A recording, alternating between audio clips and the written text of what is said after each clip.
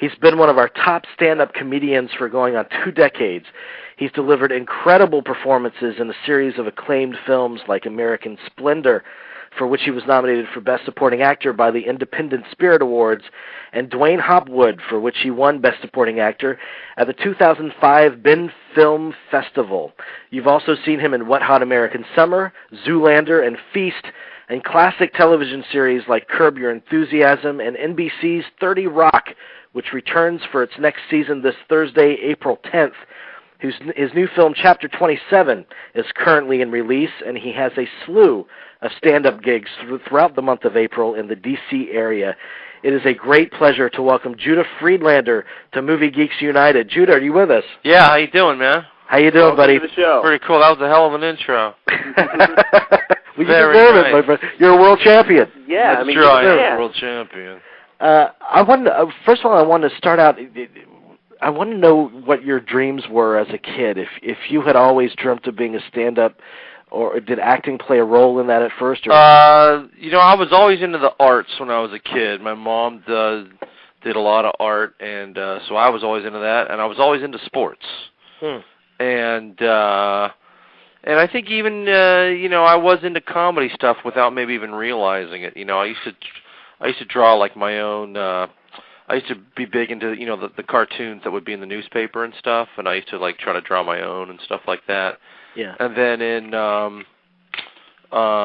junior high school, I started getting into animation, and then when I was around 16, I started getting into stand-up comedy. That's when I first realized you could do stand-up comedy, because I'm when I was in high school, there wasn't any Comedy Central or anything like that, and we didn't have cable or anything.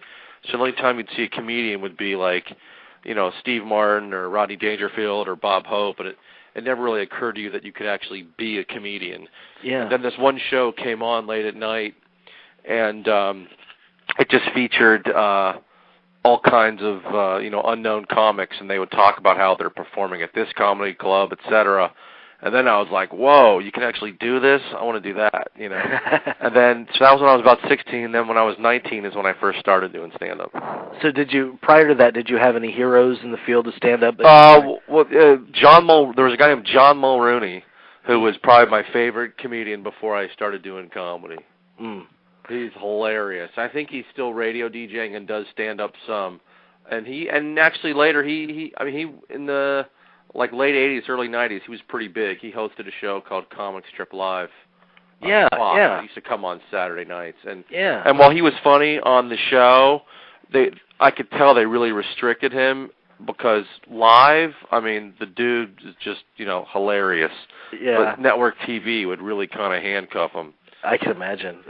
But man, I think about stand-up comedy, and it has to be the most frightening kind of concept. At first, yeah. When I first went up, I was real nervous, but now it's, one of the more relaxing things that I do. Yeah, you keep going back to it. It's my favorite thing to do. I never really stopped, even when we're doing 30 Rock, I won't do it every night or 5 or 6 nights a week, but I'll do it, 3 or 4 nights a week. What I'm interested in is you travel across the country, obviously. Right. Are there different kind of humor? Yeah, things regions? Are different depending on where you go, and it varies more night to night than city to city, to be honest with you. Really? You can be in a city and one night it might suck, and the next night it's great, or you might be doing 2 shows one night, and one audience will be stupid and the next will be great, or one audience they won't be stupid, but they'll be too drunk. And the next audience will be fine. So it's always changing. Yeah. I like New York audiences the best, because I find them to be the most mixed, as in racially and economically. Sure. And nationality. It's not just Americans. There's Europeans. There's, Asians, Africans, every continent's represented, Plus, they got a great comedy club culture there too. Yeah. I think comedy-wise, they're a little smarter. Yeah. Yeah, but you're in these great films, and you've got a great. No, don't get me wrong. New York audiences can be really stupid too. I don't want to sell it like, oh, New York audiences are just so great. Believe me, they're not all sophisticated. There's plenty of idiot audiences in New York too. If you can you kind of verbalize what stand-up does for you though? Because you've got a film. For me, it's the immediacy of it. That's why I like it the best. Yeah. When you're doing a movie, when you're doing a TV show, you don't really know if it's funny until it's actually done. And, like for 30 Rock, that might be a month after we film it when it airs. A movie, it's probably a year after you film it, you'll actually know if it comes out funny. Mm-hmm. And I'm basing that on audience reaction. And stand-up, it's immediate. And also stand-up is... It's very intimate, Mm-hmm. It's an intimate art form, I would think there's a sense of danger too. Yeah, and that's the other thing that's exciting, and I play up on that. When I do my shows, I don't just go up and do the same exact jokes I did last night in the same exact order.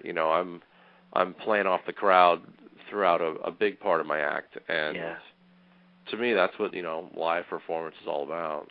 Well, a lot of us in the film world, anyway, that got to know you from American Splendor, which is just an astonishing. Yeah, that was a lot of hard work. Now, for that one, I didn't do any stand-up for about a month because that was just too intense of a schedule and just too much work to do. So there's a movie where I basically, for a month, just zoned in and all I did was, that character. So I would imagine you spent a lot of time with Toby. I spent a lot of time watching him on videotape, and I didn't get to meet him personally until the night before we started filming. Really? Yeah. And I remember, because it was filmed in Cleveland, I drove in from New York, and because I also wanted, on my off days, I wanted to drive around and spend as much time in Cleveland as I could, because I felt Cleveland, the city, was a big part of the movie. Yeah. Mm-hmm. Without a doubt. So I wanted to get to know that well. And there just, there wasn't, I don't think the budget and the time to, go to Cleveland and hang out with Toby for a month and then play him. There just wasn't that, budget or time to do that. So, I had watched lots of video of him and studied him a lot. What's amazing about your performance is that obviously it's very funny, but it's very truthful. And yeah, that's what I'm trying to do in that. You're pretty much playing things straight in that and as realistic as possible.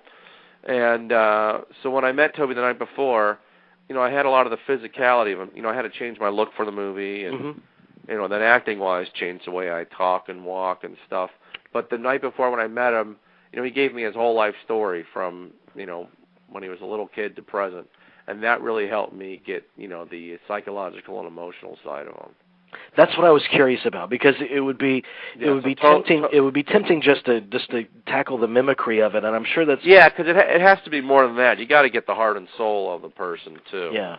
And while I had I had a really good idea on Toby without meeting him, right. Just from reading up on him and checking out video of him. I can get a basic idea, but when I met him, I that helped even so much more. Yeah, and tell me about acting across from a giant like Paul Giamatti. It was great. He wasn't really a giant then. He hadn't exploded. He was very respected, and I was a huge fan of his because I think the only movie or one of the only movies I had seen him in was the Howard Stern movie, Private Parts. He played Pig Vomit. Yeah. And loved him in that movie. And I don't even know if I had seen him in other movies at that point. Right. And, he wasn't the big, nationally respected actor that he was. Obviously he was a great actor, and I knew that, but he didn't have the public, didn't, brand him a great actor at that point. That was his first lead role. Mm-hmm. He was great. We shared a trailer, so we hung out all the time, and all my scenes were with him pretty much. So yeah, we got along great, and I think we kind of naturally got along as sort of the relationship was sort of similar to the two characters also. Yeah, I'm thinking off the set if that was a hard role to rid yourself of. Yeah, it was. It was exhausting. It really was. I mean, I loved doing it, but it was absolutely exhausting. Because that's the thing. When I do a role, I don't ever fully go out of character. Right. I'm always somewhat in character. Even on 30 Rock, like on 30 Rock, I look exactly like me, but that's not really how I act. You know, the character of Frank does a lot of things I would never do. Mm-hmm. And even with 30 Rock, I get stressed out some because, you know, it's a long season, and even if we're like off for a week or I have an off day, I'm still not fully out of that Frank character, you know, and it just starts to drive you nuts after a while, no matter what you're doing. So with the Toby character, you know, I think at like 3 weeks in, I had like a kind of an anxiety attack one night, and I think it was just due to the fact that all day, every day, you're not acting like yourself, and then you look in the mirror and you don't recognize yourself because you look completely different, and it's just stressful, you know. I also, acting-wise, you know, I find it easier to stay in character than to keep going, you know, because often, you know, on the set, people would call me Toby, or even on 30 Rock, people will call me Frank, and then they'll apologize. I'm like, don't apologize, you know, I'm Frank helpful. today. Yeah. Right. To me, people make a big deal of, oh, someone's staying in character the whole time. I think it's much easier to stay in character, or mostly in character, than to constantly go in and out, you know, and constantly be changing. So when people are in character, I don't mind it at all. So you've talked about 30 Rock a little bit. Tell me a little bit more about this. I mean, this is the best ensemble on TV, I believe, and it just seems like a dream crew to be around. Yeah, it's really nice. You know, it's cool being around funny people that are, you know, very hardworking and very good at what they do. So, because you know, over the years, I've been very hesitant to get involved with, you know, different TV projects. You know, and for years, you know, the agents, you know, they're always submitting you, or should always be submitting you at least for, you know, sitcom pilots and stuff. And you know, you look at most of them, and you're like, this is just terrible. You know, so for years, I wouldn't even go on them, you know, or I'd go on like one a year, when, you know, they would probably want me to go on 20 a year, you know. Wow. I would just turn them down because they're just terrible. You know, they're just not funny. And this one, you know, when 30 Rock audition came around, I'm like, oh, cool, Tina Fey. Mm-hmm. You know, I like Tina Fey. And I'm like, oh, but also shoots in New York. Great. I'm like, so I'm like, and, you know, I would still, you know, of course, had, you know, because on sitcoms, when you get offered the part, you know, they make you sign, I think it's a 6-year contract. So, and that's the other thing. I don't like signing any contracts, to be honest with you. 6 years. And in a 6-year one, it's like, oh, this, you know, because you never know. You know, what if, you know, I mean, just any job you have, what if some of your coworkers are total jerks? It can just be misery. Yep. You know what I mean? With a movie, at least, you know, you're out in a month, you know. With a stand-up gig, all right, you're at a club for a week, and it sucks, you know, you can get out of there in a week. Mm-hmm. But unfortunately, at 30 Rock, you know, it's cool. Everyone's cool. So. Yeah, I think 30 Rock and Curb Your Enthusiasm are the two funniest shows ever on TV. Yeah, they just definitely. Doing Curb was great. That I really liked. That was mostly improvised, and I prefer to work that way. What is it like to work with Larry David? He was great, I need man. to know. He was exactly.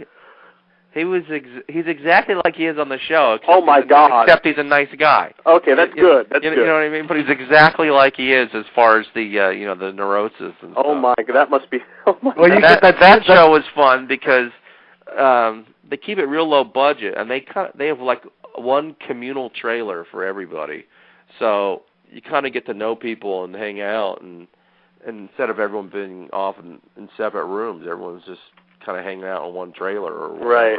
Yeah, I love the format of that show, and I can see where that is Larry David. I mean, that's the truthfulness that makes that show so funny. Yeah, it was great, you know, and Yeah, so that was a lot of fun doing that. So with the writer strike with 30 Rock, have you guys kind of been scrambling, or does it? Well, it's just been a very somehow I don't know how the writers do it, but they crank these scripts out, and I don't I don't know how they do it, but they do it. Mm-hmm. But the filming schedule's been harder than normal. It's been often doing 6-day weeks instead of 5-day weeks, and probably averaging 14 hours a day. So it's I don't work every day, but I work a fair amount of days, and it's just been taxing on everyone, just the amount of work to do in a short amount of time. So well, with so many funny people on the cast, there has to be some spontaneity and some improv going on. There's not too much improv during the show. Really? There's definitely, goofing around and stuff off camera, but on camera, it's that show's 98% scripted. 30 Rock. That's fantastic. Yeah, it's pretty much scripted. There's not that, and because it's also plot heavy, there's not really that much room to be improvising around. Just because you'll mess up the pacing of the following scene. Right. So it's such a tightly written show. There really isn't that much room for improvising around on it. Well, you talk about an actor who's dramatic roles. He's fantastic, and he's equally as fantastic in comedic roles as Alec Baldwin. Yeah, I love Baldwin, man. You got any good stories for Baldwin? He's just the coolest dude. He's like a man's man, and he's just a great guy, and no attitude or anything. Eats with the crew. He's not off in a separate La La Land or whatever, and he loves comedy. He's a very generous guy.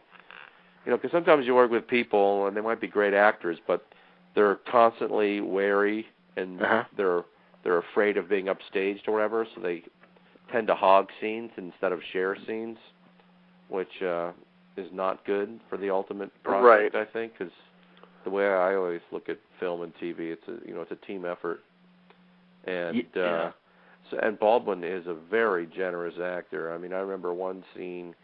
He had a very funny line, and he thought it would be more appropriate if my character said it than his character. So he gave me the line. And that's fantastic. That's unheard of. Yeah, right. And who that's very rare. Yeah. So he's awesome. He's the only big celebrity I've ever worked with that's ever come to see me at the comedy clubs too. So, oh, really? Yeah, that's cool. Yeah, one night he came all by himself, and he loves comedy. He's got a great attitude. Oh man, I'm crazy about Baldwin, especially in this show. I mean, it's just he's great. I mean, I think he's on a career high right now. Yeah, he's tailor-made for that part. I mean, he's so great for the role, and they write him such great stuff. So it's when you got those two together, you get great stuff. Well, I know. Let's talk about your movies that you have. You have Chapter 27, which is currently. Yep, Chapter 27 just opened. It's in limited release. That's a very creepy, depressing drama, and that's about the 3 days leading up to the assassination. Yeah, it's basically it stars Jared Leto as Mark David Chapman, and it's basically it's pretty much all Jared Leto. I'd say through the first. Third to half the movie, Lindsay Lohan pops up as a character that he interacts with, someone who's a huge Beatles fan and is always kind of hanging out in front of the building where Lennon lived to see him and chat and get autographs. And the character all the characters are based on real people. And the character I play is a guy who was kind of an amateur paparazzi photographer, and back then it really seemed like there was much less of a paparazzi than there is now. Yeah, it wasn't the industry that it is now. And so he was just, sort of like a blue-collar guy from Jersey who knew Lennon a little bit, because one of Lennon's 45s, the cover of it was a photo that this guy took. Yet this guy would also always hang out there just to try to get shots of him and then sell it also. So, and he became a little infamous. He took a very infamous photograph before Mark David Chapman murdered John Lennon. He actually got John Lennon to sign an album of his. Yeah. And the guy I played took a photograph of Mark David Chapman getting an autograph from John Lennon, never knowing that, this was going to be, such an infamous photo, and that this guy now, was going to kill John Lennon. Is he still alive or able to? As far as I know, he is, and I was told, because I wanted to contact him, and I was told by the director for legality reasons not to. Okay. Because I think at the time we were filming, I didn't get into it. I was told, for legal reasons, do not contact him, because I don't know what they were, but for whatever reasons, they were like, we're not sure if we have all the rights to do this, so just do it. So basically, I did as much research as I could, and I wasn't able to find much, but I found a little bit. Well, it's a fascinating subject matter, and we've actually had Jarrett Schaefer on the show several weeks ago to speak about the project. Yeah. Is there a sense of, shooting in that actual location, is there still a sense of the tragedy that... Yeah, I mean, when we were filming there, you're filming there, and you're like... part of you is going, well, maybe this wasn't a good idea to do this. This is really creepy, and especially for the people living there. And the people that have been living there, since when it happened. This is not too fun or nice. But yeah, the whole project, was, an interesting idea and, different, just based on the subject matter, and. That's one of the things that attracted me to it was that when you do it, and when you get the script and you get the idea for the movie, it's like you don't know how it's going to turn out, and very true. And there's a chance that it will be good, no matter what project it is, and there's a chance that it may not be good. But the fact that you're doing something different and maybe pushing the envelope is a good thing. Whether it comes out well or not, just from a creative standpoint. Like, I mean, when I was doing American Splendor, I remember me and Paul Giamatti sitting around and we're like, wow, I hope this is going to be good. This could be really embarrassing for us, because we were playing two real people, and then the real people are also in the movie, so... Yeah, and not... We're right in the same scene, they're right in Like, if we're not doing a good job, this is going to be really embarrassing, so... but it worked. And it worked, so... but it's not like, and that's something I think people need to realize, is that when you're doing a movie or a TV show, you don't know that it's going to be good, I mean, you give it your best, and hopefully it will be good, but there's so many factors that can make or break a film or a TV show, If the wardrobe isn't right, no one's going to believe you're acting, if, there's so many factors. Right, it's a team effort. It's the ultimate team effort. If the music is not right, things could come off overdone or cheesy. There's just so many things that can make a movie or TV show not work, and so you don't know, and that's one of the things that attracted me to Chapter 27 was it was a very challenging role to play. And also, it's such a downer, the movie, and it's such a heavy movie. The filmmakers, they wanted me to try to bring a little bit of humor into the film. And, as a comedian, that's a very tricky thing, because you want to bring some humor in, but you want to keep it realistic. You also want to keep it true to that character. True to the character and to what may have happened. And you want to keep things, a little humorous, but not too humorous, so it's challenging on that level, so it was an interesting project, and it was a tough shoot, that project. It was very difficult. And also, just to let people know, we did not film all of it in front of the Dakota. The stuff that takes on the place in front of the sides of the entrance and the perimeter of the building was shot in front of the real Dakota. But all the stuff that takes place in the main entranceway of the Dakota and where Lennon was actually shot, that was all done on a sound stage. Okay. So we weren't there. We weren't there in front of the real Dakota building, with a fake gun and reenacting the murder scene. So I mean, we were there reenacting the hanging out scenes, in the days before. But the actual murder scene, was not reenacted right in the real Dakota. That was done on a soundstage. Right. Well, that's some heavy stuff. Speaking of heavy stuff, are you a part of The Wrestler, the new Darren Aronofsky? Yeah. It was fun making that. That was great. I'm a big Aronofsky fan. Me too. I'm a huge wrestling fan.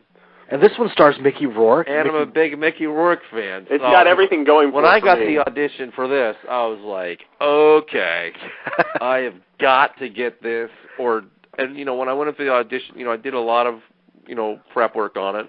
I already knew a lot of stuff because I am a big wrestling fan. Right. Can you tell us anything about it? Yeah. I mean, it's basically, I don't know if you ever saw the documentary Beyond the Mat. Yeah, yes. Okay, remember the Jake the Snake character? Right.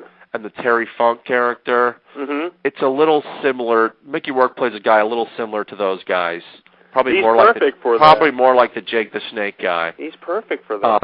So it's a guy that was huge in the 80s and now is, wrestling in, elementary school gymnasiums on the weekends, for $50. Right. Oh, I have a small role. My role was bigger, but they had some rewrites and it got smaller.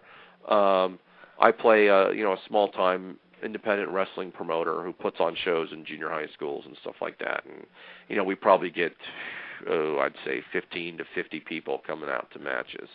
Wow. But you talk about Alec Baldwin being a man's man. You can't get any more man's man than Mickey Rourke. Yeah, he's perfect for this from what you described. Yeah. That's what everyone says, and I think they're right. I think he'll be great in the movie. So it's interesting. It's shot differently than his other movies. It's shot more of a documentary style. So I'm very eager to see it. Oh, I can't wait. Well, just some fantastic projects you got coming up. I mean, I remember when I auditioned. I mean, who knows how much I'll end up in the movie? That's the other thing. When you do movies, things get cut all the time, and even when we do 30 Rock, our shows, I think when they air, they're 21.5 minutes. Right. But we probably have a 29-minute show. Mm-hmm. And every week they cut a lot of stuff out. So sometimes, you thought you had the scene in it and you don't. But in The Wrestler, I have a few scenes, and like I said, with the editing, who knows what it'll turn out like. I might be in it for 5 seconds, I might be in it for 5 minutes. I just don't know. But just the process, just to be able to. It was great. Yeah, it was almost like being in a documentary because we kept things, played very low key, very natural. Very different than the acting style on 30 Rock, for example. Right, I would imagine. Complete opposite. It was just. It was just weird. The cameras were just kind of in the background, and you just kind of do these really long takes, and you kind of felt like you were in a documentary, and so it was great. That was a good experience.